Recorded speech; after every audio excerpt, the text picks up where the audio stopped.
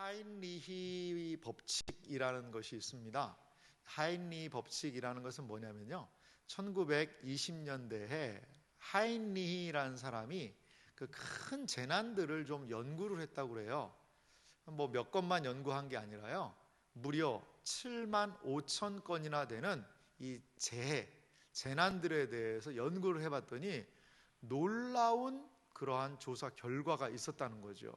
이 하인리히라는 분이 미국 분인데요, 그 발견한 법칙에 놀라운 것들은 어떤 것이 있었냐면, 이 하나의 큰 재난이 있으면 그것이 있기 전에 29번의 작은 사건이 있었고, 그 29번의 작은 사건은 300건의 아주 미미하지만 의미가 있는 사건들이 있었다는 거예요. 그림을 하나 준비했는데 한번 보실래요? 300번에요 사소한 징후들이 있어요. 사소한 징후들이에요. 이거 뭐 대수롭지 않은 거죠. 그런데 그 300번의 징후들은 29번의 작은 사고들로 이어졌다는 거죠. 그리고 이 29번의 작은 사고들이 무엇으로요? 한 번에 대형 사고가 일어나게 되는 그러한 원인이 있었다는 거예요. 참 일리 있는 이야기 아닙니까? 그런데 이게 그냥 머릿속으로만 생각한 것이 아니라 약 7만 5천 건의 사고들을 분석한 결과, 이 하인리히라는 사람이 자기 이름을 따서 법칙을 만들었습니다. 이게 1931년도에 그 책에서 밝힌 내용이라고 그래요. 최근에 우리나라도 건설 현장에 이러한 큰 이 대형 사고들이 좀 일어나고 있지 않습니까? 얘기를 들어보면은요, 분명히 29번의 그런 작은 사고들이 있었어요. 그 전에는요, 300여 건의 미미하지만 의미가 있는 일들이, 사건들이 있었다는 거죠. 그래서 하인리히 법칙은요, 우리에게 한 두 가지를 정리해서 말해주는 것 같아요. 첫 번째는요, 사소한 것이 큰 사고를 이야기한다는 거죠. 아주 사소해 보이지만 이게요, 큰 사고를 야기할 수 있다는 거고요. 그리고 두 번째는 작은 사고 하나는요, 거기에 그치지 않고 연쇄적인 사고로 이어질 수 있다는 거죠. 이 작은 사고가 연쇄적으로 다른 사고들과 이어질 수 있다는 것을 이 하인리히 법칙, 이 사람이 연구한 내용이 우리에게 일러주고 있다는 거죠. 이 하인리히 법칙은요, 우리의 신앙생활에도 상당 부분 연결이 좀 되는 것 같아요. 우리의 믿음 생활에도요, 신앙을 포기하고 믿음에서 확 떨어지는 게 어느 날 갑자기 한 번에 딱 그렇게 되지는 않습니다. 작은 미미한 게 있었죠. 은혜를 못 받아요. 교회 가도 은혜가 안 돼요. 가슴이 냉랭해요. 방치하면 어떻게 될까요? 점점 마음이 식어지지 않습니까? 기도가 막혀요? 안 돼요? 방치해요. 그러면 점점점 그 은혜의 자리에서 멀어지는 겁니다. 은혜의 자리에서 은혜의 감당해야 되는 의무가 있는데 그거를 하기 싫어요. 그래서 거기를 떠나요. 그러면요, 걷잡을 수 없이 점점 은혜의 자리에서 멀어지게 되는 이 영적인 하인리히 법칙이 우리에게도 있지 않나 생각이 들어요. 교회 생활을 하다 보면 오늘 주제와 연결해서 많은 분들이 그런 이야기를 가끔 하세요. 시험이 들었다. 시험이 들었대요. 이 시험이 들어서 어떤 분들은 교회를 안 나오세요. 그리고 어떤 분들은 교회를 떠나기도 하세요. 그 시험이 들어서 있어야 할 그 자리를 이탈하게 되는 상황들이 생긴다는 거죠. 예수님은 오늘 주기도문을 통하여서 이 시험이라는 이 문제를 우리에게 생각해 보라고 이야기를 하고 계십니다. 과연 우리는 어떻게, 이 시험이라는 것은 무엇이고, 그리고 우리는 어떻게 이 시험을 이기는 신앙생활을 할 수 있을지 오늘 이 주일에 우리가 좀 함께 살펴보기 원합니다. 먼저 우리는요, 시험이 뭔지를 좀 알아야 되는 것 같아요. 여러분, 시험이라는 것은 무엇일까요? 존 오웬이라는 목사님이 이 시험에 대한 아주 좀 중요한 정의를 이렇게 내렸어요. 한번 들어보십시오. 이 시험이란 하나님이 사람에게 요구하시는 순종을 버리고, 하나님이요, 사람들에게 요구하는 순종이 있어요. 근데 그것을 버린 거죠. 버리고 죄를 범하도록 사람의 정신과 마음을 유혹하고 이끄는 힘, 하나님께 순종을 해야 되는데 그 자리를 이탈하고 죄를 범하도록 사람의 무엇을요? 정신, 마음을요 유혹하고 이끄는 힘이 바로 시험이다라고 존 오웬이라는 목사님이 이야기를 했습니다. 우리에게 하나님이 요구하시는 순종이 있는데 그 자리를 버리고 죄를 범하는 겁니다. 죄를 범하는 거예요. 여러분, 이 시험이라는 것은요, 상황에 우리에게 다가온 여러 가지 상황들이 많이 있지 않습니까? 이런 여러 가지 우리에게 있는 조건, 상황, 이런 처지에 반응해서 하나님께 드릴 순종을 버리고 이 죄를 택하는 거죠. 죄의 길로 접어드는 겁니다. 그런데요, 이 시험이라는 것은 모든 그리스도인들에게 찾아온다는 거예요. 사실요, 예수님을 안 믿으면요, 이 시험거리가 더 확 줄어들 수 있어요. 예수님을 믿지 않았다면요, 여러분, 교회 신앙생활 하는 곳에 얼마나 많은 시험이 많이 들어요. 방해가 있잖아요. 때로는 내 육체적인 게으름도 있기도 하고, 때로는 주변에서 신앙생활을 못하게 하는 그런 부분들도 있기도 하고, 신앙생활 하나를 시작해서 예배 나가는 것까지 얼마나 많은 시험적 요소가 많은지 몰라요. 이러한 부분들에서 우리는 예수님을 믿었기 때문에 오히려 시험으로 들어갈 확률이, 가능성이 더 많다는 거예요. 그 가나안을요, 여호수아가 정복하는 그 장면을 봐도 마찬가지입니다. 이스라엘 백성이요, 가나안 땅에 들어가서가 더 싸움이 많았습니까? 아니면 가나안 땅 들어가기 전에 싸움이 더 많았을까요? 놀랍게요, 가나안 땅에 들어갔는데 거기에서 싸움이 더 많아요. 거기에서 이러한 시험거리가 더 많아요. 더 많아요. 이것은 우리에게, 모든 그리스도인들에게는 시험이 있다라는 거죠. 그래서 오늘 누가요?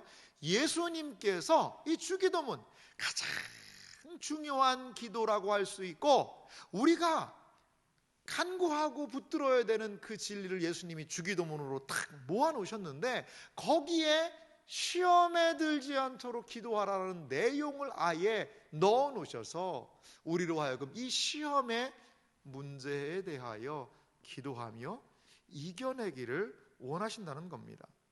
마틴 루터는요, 이렇게 항상 기도했다고 그래요. 잠을 잘 때, 하루 일과를 마치고 잠잘 때는 이러한 기도를 했다고 합니다. 주님, 오늘 하루도 제가 잘못한 죄가 있으면 용서해 주세요 라고 주기도문에 예수님이 알려주신 죄 용서의 기도를 드렸대요. 잠자기 전에는. 아침에 일어나서는 어떤 기도한 줄 아세요? 오늘도 시험에 들지 않고 악에서 구원해 주세요 라는 이 주기도문의 기도를 잠자리에 들기 전에, 그리고 하루를 시작하기 전에 루터는 했다라는 이야기가 있습니다. 신자가 받는 시험에 대해서 하나님의 사람 존 칼빈은 이러한 이야기를 했어요. 우리 왼쪽에 있는 시험이 가난과 수치와 멸시와 시련이라면, 우리의 오른쪽에 있는 시험은 부와 권력과 명예다. 우리 신자들에게요, 이 시험의 거리가 너무나 많다는 거예요. 가난, 수치, 멸시, 시련, 안 좋은 것들이, 이것도 우리를 시험합니다. 넘어뜨립니다. 돈이 없어서도 시험을 받아요. 하지만요, 돈이 너무 많아서도 시험을 받습니다. 그래서 사람은 부와 권력과 명예의 시험을 받지요. 솔로몬을 보세요. 솔로몬은요, 모든 거 다 가진 사람이거든요. 하나님이 주셨잖아요. 지혜를 주셨고 많은 부귀와 영화를 누리는 것을 줬는데요, 나중에 솔로몬이 어떻게 됩니까? 그 있는 것 때문에, 그 지혜 때문에요, 오히려 시험에 들어요. 머리가 너무나도 비상하고 똑똑하니까 주변국들과 정략적인 결혼을 해가지고요, 평화와 안정을 구할 수 있겠구나 생각을 하고 애굽의 공주를 자신의 아내로 맞이하고요, 여러 정략 결혼들을 합니다. 그러니까 정세적으로, 아니 사위 나라를 누가 공격하겠어요? 서로 잘하죠. 교분이 맺어졌으니까요. 그런데 그것 때문에 어떤 일이 벌어지죠? 그 여인들이 이방 신상들을 가져와서 이스라엘이 범죄하게 되는 그러한 상황이 되고 말았다는 거죠. 그에게 있는 지혜가 넘쳐서 그것 때문에 오히려 시험에 들게 되는 그러한 상황도 있게 되더라는 겁니다. 루터는 이런 왼쪽과 오른쪽에 대해서 더 재밌는 이야기를 했어요. 마르틴 루터는 이렇게 주장을 합니다. 왼편은 어떤 쪽이죠? 좀 안 좋은 거였죠. 가난과 시련과 수치와 멸시 이런 것들이에요. 이 왼편에서 쓰러지는 사람이 몇 명이라는 거예요? 1000명이랍니다. 그런데요, 오른편에서 쓰러지는 사람, 부와 명예와 권력, 여기에서 쓰러지는 사람은 몇 명이라는 거예요? 10,000명이래요. 10,000명. 그러니까 우리에게 얼마나 많은 우리를 유혹하는 시험거리가 있는지 몰라요. 어떤 사람은요, 그 사람이 돈이 좀 적었으면 그래도 하나님 뜻에 순종하고 살았을 텐데, 돈이 너무 많아가지고 하나님의 은혜의 자리에서 멀어지는 그러한 분들도 계시더라는 거예요. 사업이 좀 안 될 때는 정말 하나님도 의지했는데 사업이 잘 나가고 너무 풍성해지니까 오히려 그 은혜의 자리에서 멀어지는 분을 보기도 합니다. 이렇게 시험이라는 것은 우리와 매우 가까이에 있다라는 것을 생각해 볼 수 있습니다. 시험을 통해서 많은 사람들이 믿음의 삶에서 넘어지고 있습니다. 예수님께서 기도하라라고 이야기할 정도로 시험은 우리에게 가까이 있어요. 그렇다면 시험에 들었다는 것은 어떠한 상태를 얘기하는 걸까요? 이 시험에 든 상태에 대해서 우리가 좀 먼저 생각해 보겠습니다. 이 각 사람이요, 시험을 받는 것은 왜 시험 받을까요?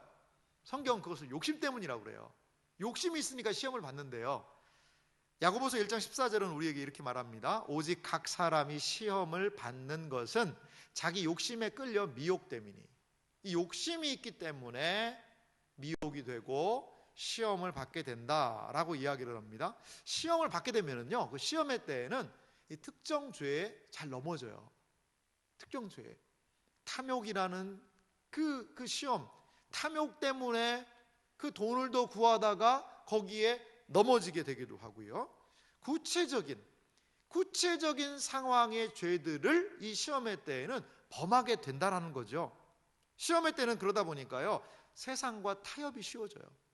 세상과 타협이 쉬워지고 하나님께서 주시는 신앙의 의무, 예배, 기도, 말씀을 보는 것, 성도와 교제하는 것, 이 신앙 안에서의 신앙적인 의무를요, 너무나도 쉽게 저버리게 되죠. 대신 자기 만족, 이기심 등에 너무나도 쉽게 빠지게 된다는 거죠. 시험의 때에는요, 그렇기 때문에 이 신자 안에서요, 이 다툼도요, 시험의 때에 자주 일어나게 됩니다. 분열이 쉽게 일어나게 되죠. 결과적으로요, 이 시험이라는 것은 하나님을 사랑하고 하나님을 의지하여 하나님께서 우리에게 하신 말씀을 기쁨으로 받아들이는 그 자리에서 이탈하게 하는 거죠. 이탈하게 하는 거예요. 그래서 특정한 죄와 결탁해서 그 죄에 넘어지게 되는 상황들, 이러한 것들이 시험을 통해 나타나게 되는 모습이라는 겁니다. 그러면요, 여러분, 우리를 시험하는 건 누굴까요? 우리를 시험하는 것은 과연 누구일까? 좀 생각해 봤으면 좋겠어요. 많은 분들이 시험하는 것은 마귀가 시험을 하지 라고 생각을 합니다. 시험이 마귀의 전유물이지 라고 생각할 때가 있어요. 하지만요, 이 시험에 들게 하지 마십시오, 말게 해주십시오라는 기도의 이 원어의 의미를 좀 살펴보면 이런 의미가 있어요. 그 안에 시험 안으로 이끌지 마소서, 이런 뜻이 있어요. 이 시험 안으로 이끌지 말아달라는 그런 의미가 있습니다. 이 시험은요, 영어로 이야기하면 한 두 가지 단어가 시험이라는 단어에 이제 속해 있어요. 이 시험이라는 의미는요, 그 테스트라는 게 있지 않습니까? 학생들이 시험을 보잖아요. 얼마나 알고 있는지에 대해서 테스트를 해보는 거죠. 이 테스트는요, 긍정적일 수 있어요.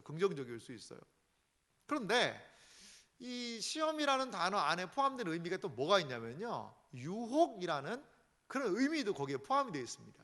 temptation이라는 그 영어 단어가 있는데요, 그것은 죄를 짓도록 유혹을 하는 거예요. 그래서 결국 넘어져서 시험에 들어서 하나님의 사랑과 은혜에서 멀어지도록 하는 거예요. 그러니까 이게 시험이라는 오늘 쓰인 이 단어는 이 테스트와 temptation이라는 의미가 같이 있다는 거죠. 영어에서 번역된 부분을 보면 거기에는 이 temptation을 썼어요. 유혹에서부터 우리를 건져달라고 유혹에 빠지지 않게 해달라고 기도하라는 의미로 영어가 번역한 것을 또한 살펴볼 수 있습니다. 시험 안에는요, 두 가지의 상반된 의미가 있다는 거죠. 시험은요, 두 가지의 상반된 의지, 즉 하나님의 뜻이 분명히 시험 안에 있어요. 그리고 또 하나, 시험 안에는요, 사탄의 마귀의 뜻이 개입이 되었다는 거죠. 그래서요, 누구의 뜻이 실현되느냐에 따라 이 시험의 결과는요, 너무나도 큰 차이가 난다는 거죠. 다시 한 말씀을 드리면요, 시험 안에는 하나님의 뜻이 있어요. 그런데요, 마귀의 뜻도 시험 안에 같이 있다라는 거예요. 그래서 누구의 뜻이 실현되느냐에 따라 시험의 결과는 너무나도 큰 차이가 난다는 겁니다. 좀 구체적인 상황을 좀 살펴보기 위해서 예수님이 시험 받으신 사건을 한번 좀 살펴볼게요. 그 예수님의 시험과 이 베드로의 시험을 좀 살펴보기 원하는데요. 마태복음 4장 1절에 보니까 예수님이 광야에서 시험 받으신 사건이 등장을 해요. 그런데 아주 조금 의아하고 놀라운 성경의 기록이 있습니다. 마태복음 4장 1절 말씀 보겠습니다. 그때 예수께서 성령에게 이끌리어 마귀에게 시험을 받으러 광야로 가사.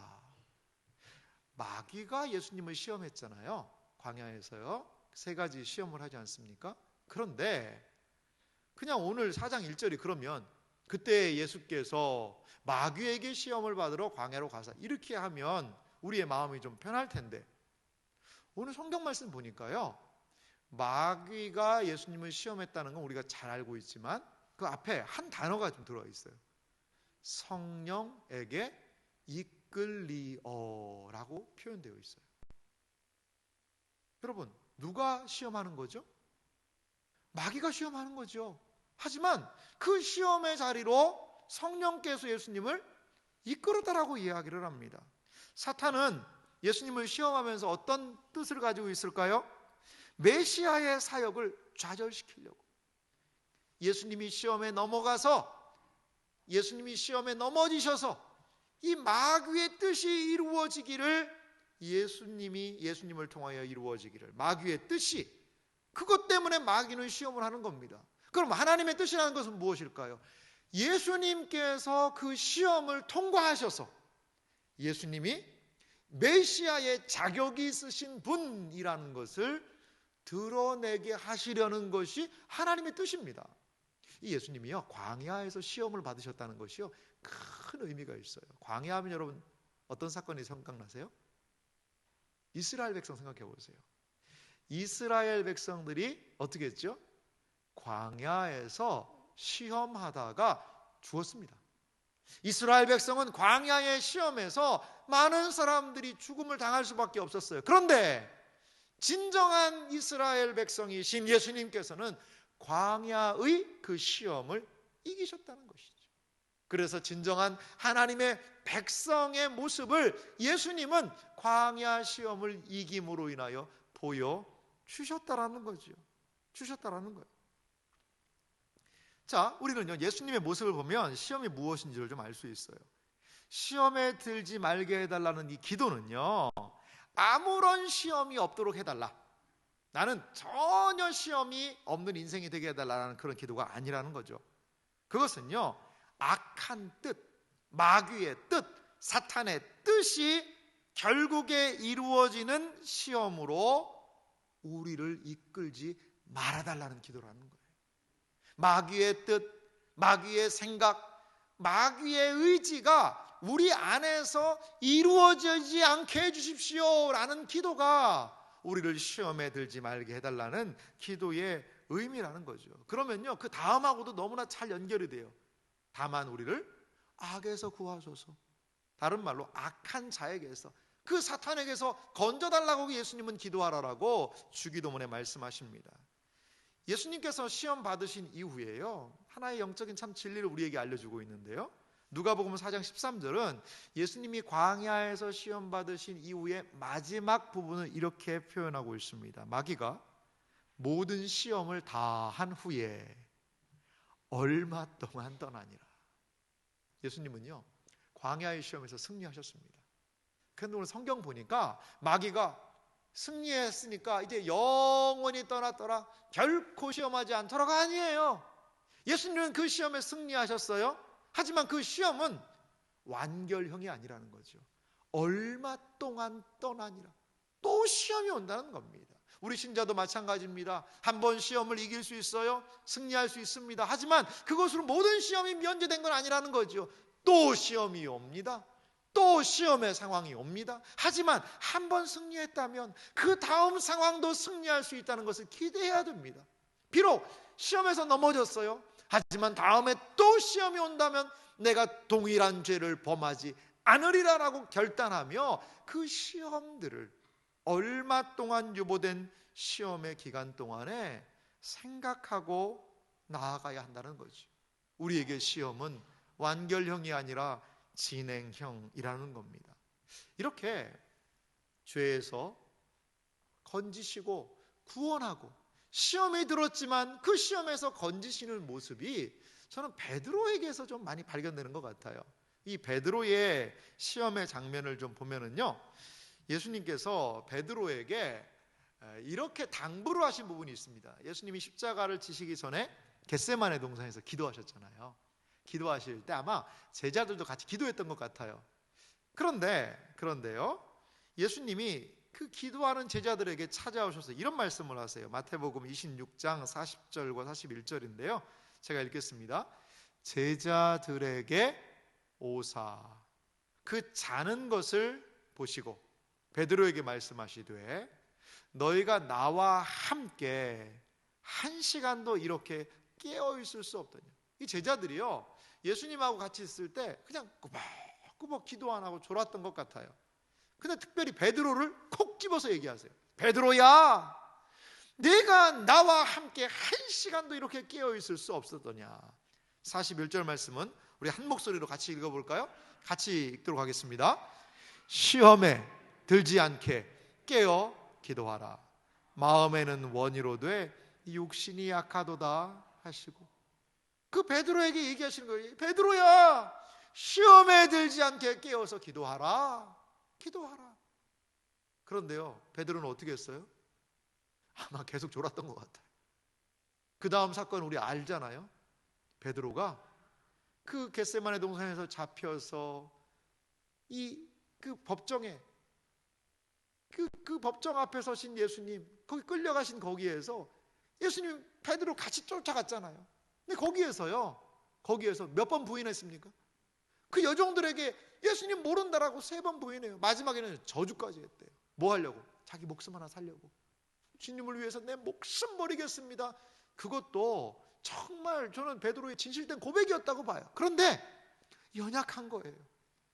깨어있지 못하니까 시험에 넘어질 수밖에 없다는 거예요. 시험은 내가 감당할 수 있다라고 소리 지른다고 그래서 다 이기는 거 아니에요. 깨어서 기도해야 시험을 이길 수 있다는 것을 여러분 믿으시기 바랍니다. 예수님께서는 이 베드로가 시험에 넘어질 것 아셨던 것 같아요. 그래서 누가복음 22장 31절과 32절에 보니까 이렇게 베드로에게 미리 얘기하셨습니다. 시몬아, 시몬아. 이 시몬은 베드로의 이름입니다. 다른 이름인데요. 보라, 사탄이 너를 밀가부르듯 하려고 요구하였으나, 사탄이요, 이 베드로를 놓고 우리 식으로 하면 밀을 예전에 키질 하지 않습니까? 그래서 껍데기는 날려보내고 알곡은 모으는 게 그 키질 아니겠어요? 마치 키질하듯이 밀을 까부르듯이 너를 올려놓고 이 베드로의 믿음을 막 키질하는 거죠. 그걸 요구했다는 거죠. 그런데 예수님께서 하신 행동이 32절에 이렇게 말합니다. 그러나 내가 너를 위하여 내 믿음이 떨어지지 않기를 기도하였노니 너는 돌이킨 후에 내 형제를 굳게 하라. 시험당하여 넘어진 베드로, 그는 완전히 그 시험 때문에 망하지 않고 다시 회복해서 몸된 교회, 주님이 기도하신 대로 내 형제를 굳게 하는 초대교회의 기둥 같은 사도가 되었거든요. 무엇 때문에? 그 베드로 자신의 능력 때문만이 아니라 주님께서 그를 붙들고 계셨기 때문이지. 시험의 상황에서도 그를 붙들어서 다만 악에서 구하소서, 악에서부터 주님이 베드로를 건져주신 거예요. 시험이 들었지만 그 시험을 베드로는 주님의 은혜로 이렇게 벗어나서 부끄러움이 있었지만 몸된 교회를 위하여서 쓰임받았던 것을 볼 수가 있습니다. 여러분, 우리를 시험에 들게 하지 마시고 다만 악에서 구하소서라는 이 기도, 이 예수님이 알려주신 기도는요, 그 이중적인 보호와 은혜를 우리에게 요구를 하고 있습니다. 첫 번째는요, 우리를 멸망하게 하는 시험에 빠지지 않게 해달라는 기도가 이 기도의 의미예요. 사단의 뜻으로 넘어가고 사단의 생각으로, 사단이 좋아하는 그쪽으로 순종으로 우리가 넘어지지 않게 해달라는 그 기도가 바로 시험에 들지 마시고 악에서 구하소서라는 기도의 의미라는 거죠. 이 두 번째 그 기도의 의미는 어떤 의미가 있냐면, 만약에 그러한 시험에 빠졌더라도 베드로처럼 말이죠, 악한 마귀에게서 우리를 구원해달라는 간구가 이 기도의 의미라는 거죠.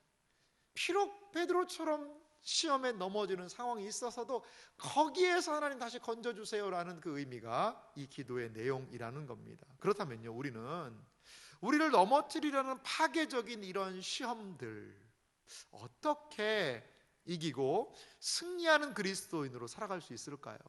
저도 말씀을 준비하면서 이 주제를 살펴보니까 이거 뭐 한 번 설교해서는 안 되는 참 너무나도 중요한 영적인 진리가 여기 안에 좀 많이 있더라고요. 그런데 뭐 오늘 다 나눌 수는 없지만 저는 오늘 참 핵심적이고 중요한 세 가지 정도를 이 시험을 이기는 길에 대해서 좀 살펴보려고 합니다. 먼저 우리에게 있는 이 시험을 이기는 길, 시험을 이기는 신앙생활이 되기 위해서는 시험의 경로를 파악하는 것이 가장 우선적이라는 겁니다. 여러분, 왜 시험에 들었을까?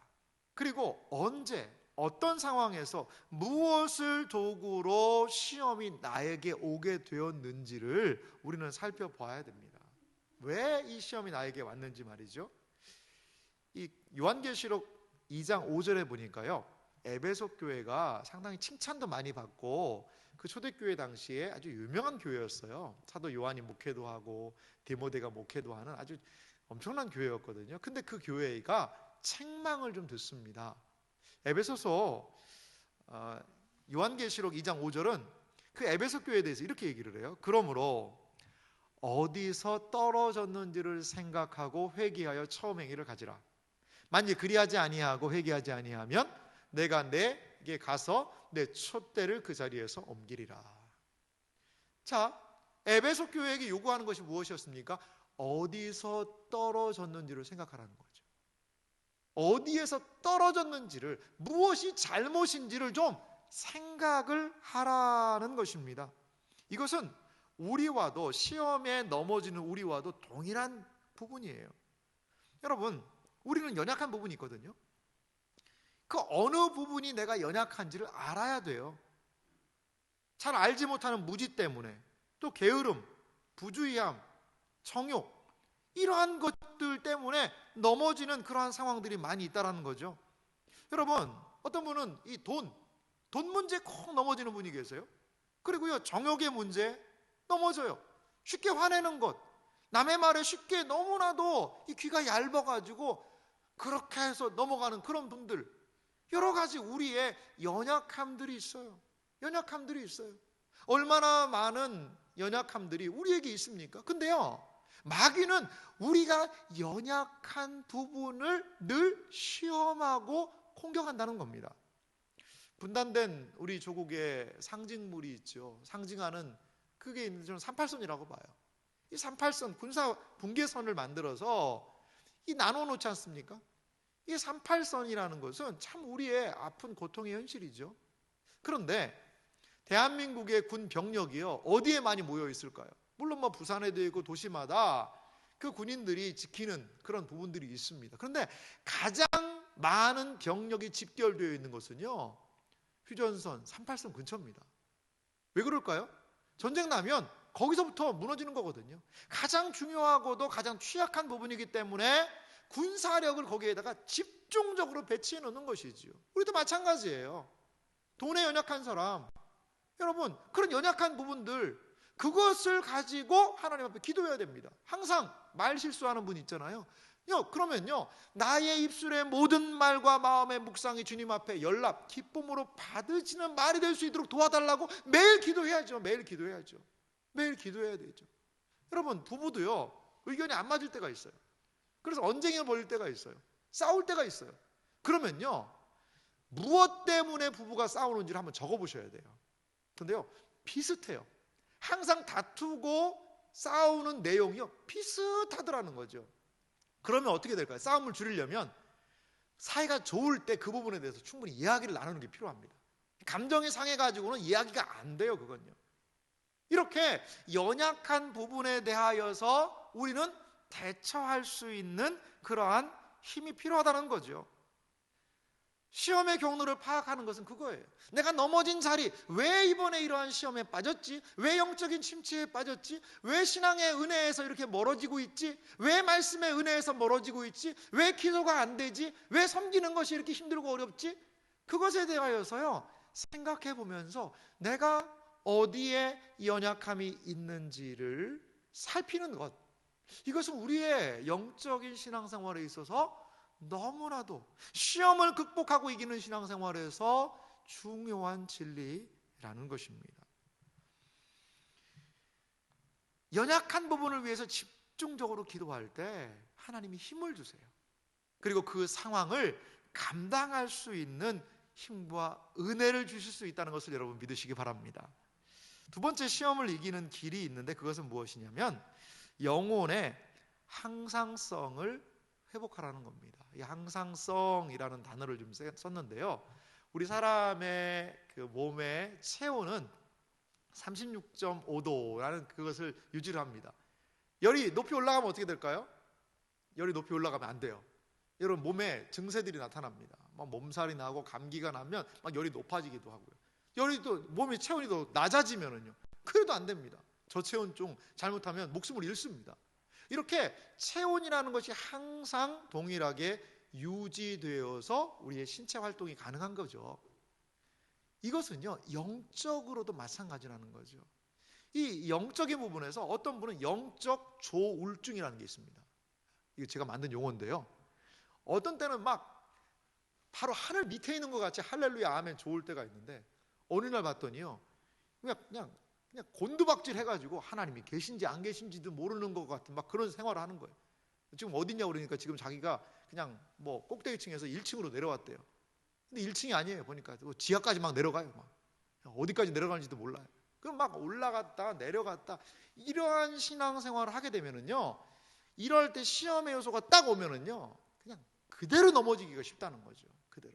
그런데 영혼의 항상성, 그 영혼의 상태가 쭉 어느 정도 이 항상성을 유지해 나가면 시험이 왔을 그때에도 시험을 미리 준비하게 하고, 또 시험이 온다 하더라도 그 상황을 이겨낼 수 있는 힘이 생기는 거죠.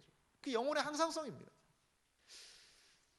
저는요, 데살로니가전서 5장에서부터 5장 16절과 18절 말씀이 이 영혼의 항상성적인 측면에서 우리에게 주시는 정말 너무나도 중요한 진리라고 봐요. 우리 잘 아는 말씀인데요, 거기에 있는 단어들을 유의하면서 같이 한번 읽어보도록 하겠습니다. 데살로니가전서 5장 16절에서 18절입니다. 항상 기뻐하라, 쉬지 말고 기도하라, 범사에 감사하라, 이것이 그리스도 예수 안에서 너희를 향하신 하나님의 뜻이니라. 아멘. 항상 기뻐하는 것, 쉬지 말고 기도하는 것, 범사에 감사하는 것, 이것이 뭐라는 거죠? 그리스도 예수 안에서 너희를 향하신 하나님의 뜻이래요. 이것은 우리의 영혼의 항상성을 유지하게 한다는 겁니다. 여러분, 우리에게 있는 이 신앙적인 삶이, 그 한 번에 드리는 예배가, 우리가 드리는 기도가 우리를 지키고 살려줍니다. 밥이 보약이라는 얘기 하잖아요. 왜 밥이 보약일까요? 밥만 잘 먹으면 그래도 건강을 유지할 수 있다는 거죠. 밥을 잘 먹고 섭취를 하고 소화를 하면 우리의 몸에, 신체에 영양을, 신체를 유지할 수 있다는 거죠. 밥 잘 못 먹으니까 약 먹는 거 아니겠어요? 밥 잘 먹자고. 마찬가지라는 거죠. 우리의 영혼의 항상성이 유지가 되어야 돼요. 이 영혼의 항상성을 유지하는 두 가지 방편은요, 말씀과 기도입니다. 디모데전서 4장 5절은 이렇게 말합니다. 하나님의 말씀과 기도로 거룩하여짐이니라. 이 거룩하여진다라는 것은 그 상태가 계속 가는 것 아니겠어요? 이 하나님의 말씀, 기도로 우리가 거룩해진다는 겁니다. 하나님의 말씀과 기도를 통해 영혼의 항상성, 그것을 유지할 수 있다는 거죠. 주일에 말씀을 들어요. 그리고 주중에 말씀을 듣고 기도합니다. 이 일은요, 우리의 영혼을 지키는 필수적인 부분이라는 거예요. 주일 한 번의 예배만 드리면 끝이 아니라는 거죠. 그래서 우리의 신앙의 선배들은요, 공예배라는 걸 만들었어요. 공예배. 주일만 예배 드려서는 안 된다는 거예요. 그래서 수요일도 모여서 말씀을 기억하고 금요일에도 기억한 말씀을 붙들고 기도해야 한다라고 우리의 신앙의 선배들이 공예배를 만들었습니다. 그리고 또 매일마다 새벽에 모여서 우리 기도하고 있잖아요. 무엇을 위해서? 영혼의 항상성을 유지하기 위한 우리의 신앙의 선배들이 만든 수단이었다는 거죠. 여러분, 수요일에요, 주중에도 말씀 듣고요, 금요일에 정말 마음을 쏟아가며 한 주간의 삶을 기도로 마무리할 수 있다면요, 웬만한 시험 이길 수 있습니다. 웬만한 시험 분별이 가능합니다. 웬만한 어려움이 오더라도 굳건하게 맞설 수 있는 힘이 생기는 거예요. 여러분, 금요 생명 기도회를 왜 우리가 힘을 다해서 하려는 이유가 무엇입니까? 우리 시험에서 이기는 신앙생활, 은혜를 간직한 그 신앙생활을 하기 위한 것 아니겠어요? 말씀과 기도는 결국 어떠한 우리 안에 반응이 일어나게 되냐면요, 하나님을 뜨겁게 사랑하게 합니다. 말씀과 기도는 하나님에 대한 그 사랑을 다시 한번 회복시키는 거죠. 하나님을 뜨겁게 사랑하면 어떻게 될까요? 세상에 대한 사랑이 식어지는 거예요. 이 세상 사랑은 마귀가 쓰는 단골 메뉴입니다. 마귀는 우리를 시험할 때 세상에 대한 사랑을 넣어줘서 우리로 하여금 세상을 더 사랑하게 하여서 시험에 넘어뜨리려고 하는 것이죠. 하지만 하나님에 대한 그 사랑이 점점 더 커지면 세상 사랑은 줄어들게 되고 마귀의 영향력은 줄어들어서 분별하는 삶, 시험을 이기는 신앙생활이 가능하더라는 겁니다. 주님 오실 때까지 우리 세안교회는 금요 생명기도회 합니다. 왜요? 영혼의 항상성을 유지하고 시험을 이기는 길이 말씀과 기도에 있다는 것을 믿기 때문에 그렇습니다. 기도하셔야 합니다, 여러분. 내가 너무나 연약하고 믿음에서 멀어졌다, 기도하셔야 돼요. 그것이 하인리의 법칙이 우리에게 알려주고 있는 경고의 등 아니겠어요? 기도해야 됩니다. 기도해야 됩니다. 기도해야 시험 이길 수 있고 기도해야 삽니다. 기도해야 하나님의 그 뜨거운 사랑을 경험할 수 있고 냉랭하고 차가운 신앙생활을 극복할 수 있다는 겁니다. 마지막으로요, 시험을 이기는 길은 무엇일까요? 하나님의 선하심을 신뢰해야 된다는 거예요. 하나님의 선하심을 신뢰하는 것, 이것이 시험을 이기는 삶의 가장 중요한 또한 부분이라는 겁니다. 시험에 대한 유명한 성경 구절이 있죠. 고린도전서 10장 13절인데요. 이 말씀을 우리 한 목소리로 시험을 하나님과 연결돼서 이 시험에 어떤 의미가 있는지를 우리 같이 한번 큰 소리로 읽어보도록 합니다. 사람이 감당할 시험 밖에는 너희가 당한 것이 없나니 오직 하나님은 미쁘사 너희가 감당하지 못할 시험 당함을 허락하지 아니하시고 시험 당할 즈음에 또한 피할 길을 내사 너희로 능히 감당하게 하시느니라. 할렐루야. 여러분, 우리가 어려움이 왔을 때, 시험이 왔을 때, 이것이 나에게 시험이구나 라고 생각했을 때에 우리가 기억할 것은 이 말씀이에요. 하나님 안에 있습니다. 하나님은 감당할 시험 밖에는 우리에게 주지 않으신다는 거예요. 그리고 우리로 하여금 또한 그 모든 시험을 능히 감당하게 하실 줄 여러분 믿으시기 바랍니다. 그렇습니다. 이것이 시험의 때에 우리가 하나님을 신뢰해야 되는 의미예요. 여러분, 아무리 시험이 있다 하더라도요, 예배를 소홀히 하면 안 돼요. 그렇기 때문에 아무리 시험이 있다 하더라도요, 기도의 자리를 소홀히 하면 안 됩니다. 아무리 시험에 마음에 어려움이 있다 하더라도 나의 그 섬김의 자리를 무시해서는 안 돼요. 예배의 자리, 기도의 자리, 그 섬김의 자리에서 하나님이 누구이신지가 다시 한번 생각나기 때문에 그렇습니다. 시험의 때가 어려운 것은요, 정말 어려운 시험은 무엇이냐? 하나님에 대한 믿음이 사라지는 거예요. 그 하나님에 대한 신뢰가 사라지게 되면요, 시험이 더 깊어지는 겁니다. 하나님에 대한 그 신뢰가 사라지게 되면요, 그 시험이 더 길어지게 되는 것입니다.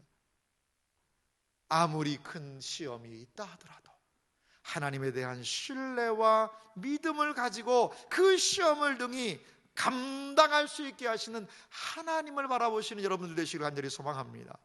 우리 예수님은요, 그 시험에 대해서 너무나도 우리에게 중요한 모습을 보여주셨어요.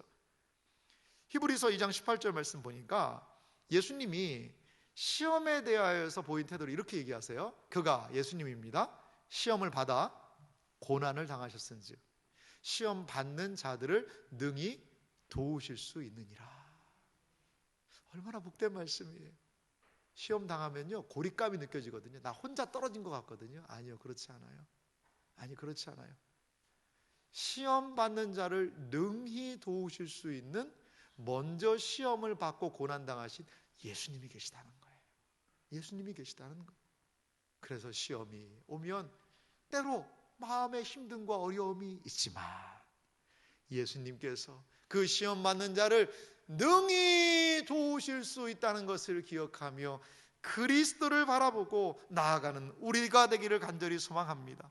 아무리 어려운 시련이라도 그리스도께서 승리하셨고 감당하셨다는 것을 기억하며 하나님의 신실하심을 우리가 붙잡아야 될 줄 믿습니다. 그렇게 되면 혹시 시험에 들었더라도 다시 회복할 수 있다라는 거죠. 불같은 시험 많으나 겁내지 맙시다.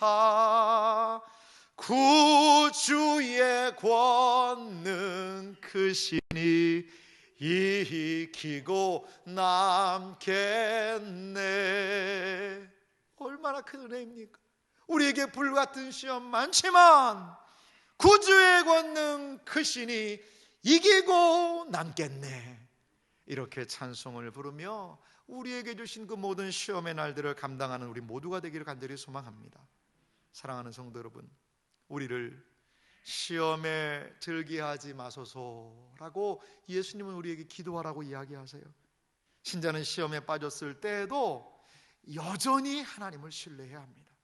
시험의 때에도 하나님은 여전히 우리에게 은혜를 베풀어 주시는 분이십니다.